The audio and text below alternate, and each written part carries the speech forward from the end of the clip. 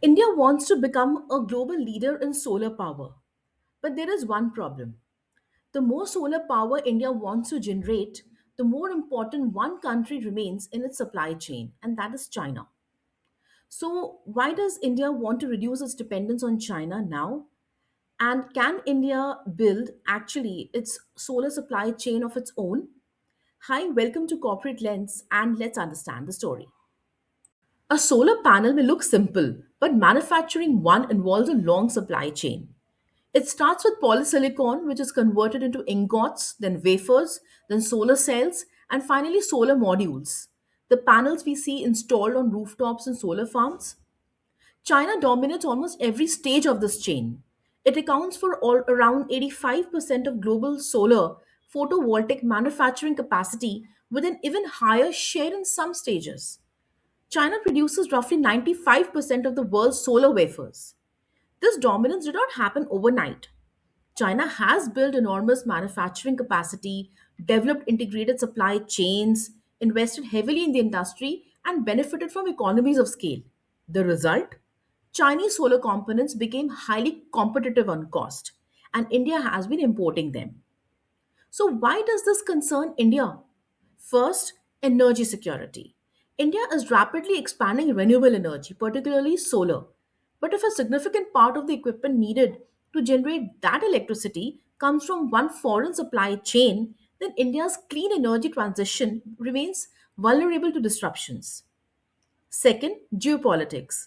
India and China have a complicated strategic relationship. India doesn't want a critical part of its future energy infrastructure to depend overwhelmingly on a country with which it has continuing geopolitical tensions.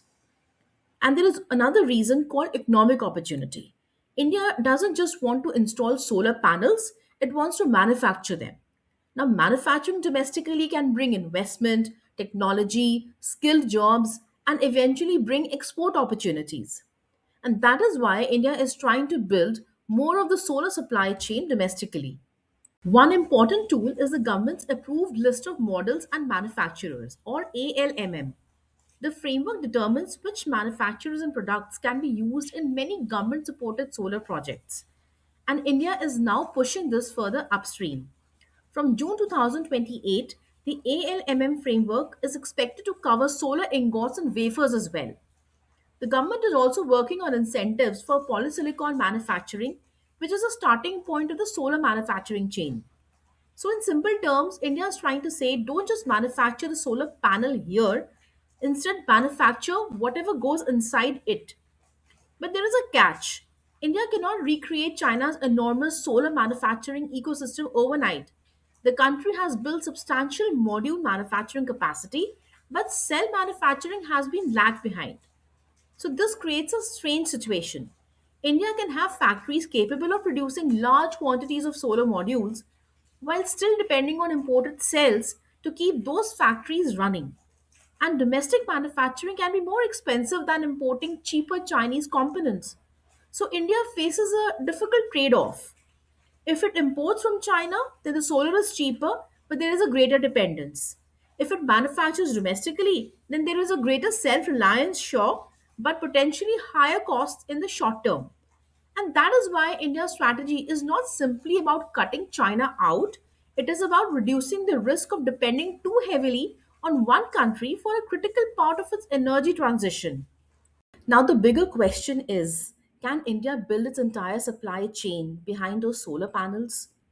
And this could determine whether India's solar boom is becoming simply an energy transition or a big manufacturing opportunity as well. What do you think? Should India prioritize cheaper solar today, even if it means depending on China? Or should it pay higher cost in short term to build its entire supply chain of its own? I hope you find this video informative. Thanks for watching.